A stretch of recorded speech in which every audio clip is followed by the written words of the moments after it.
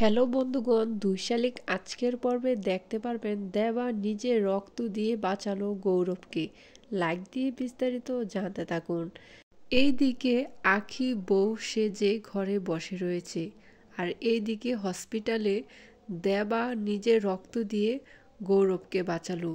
দেবাকে যখন ফোন করলো ঝিলিক যে দেবা তুই আমাকে তাড়াতাড়ি এখান থেকে তুলে নে, আজকের মধ্যে আমাকে বিয়ে করতে হবে। দেবা তখন বলল, তুই তো সবার সামনে আমাকে চর মারলি, তুই আমাকে ভালোবাসিস না, আমার হাতের মালা ফেলে দিলি। ঝিলিক দেবাকে বলে, যাই করেছি বাবা মার সম্মানের জন্য করেছি, আমি এত কিছু বুঝি না, তুই যদি আমাকে ভালোবেসে থাকিস তাহলে আজকে আমাকে নিয়ে যা। এমন সময় নার্স এসে দেবাকে বলে ও নেগেটিভ ব্লাড রাখবে। তখন দেবা বলে, ঠিক আছে আমি ওকে রক্ত দেব, আমিও তো অমানুষ না, আমার মা আমাকে ভালো শিক্ষা দিয়েছে। দেবা গৌরবকে রক্ত দিয়ে বাঁচালো। গৌরবের ছোট বোন এসে ঝিলিককে বলল ভাইয়া অ্যাক্সিডেন্ট করেছে। ঝিলিক তখন দৌড়ে হসপিটালে আসলো।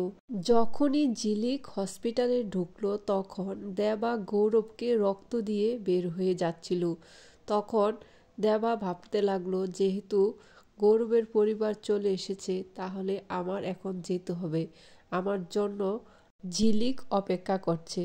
দেবা ফল্টুকে ফোন করে বলে, ঝিলিককে ঘরে আটকিয়ে রাখিস, কিছুতেই যেন মণ্ডপে না নিতে পারে।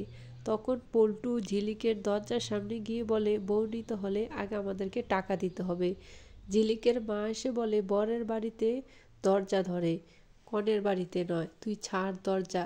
বলে যে না, আগে টাকা দিতে হবে, তারপর ঝিলিক এখান থেকে বের হবে।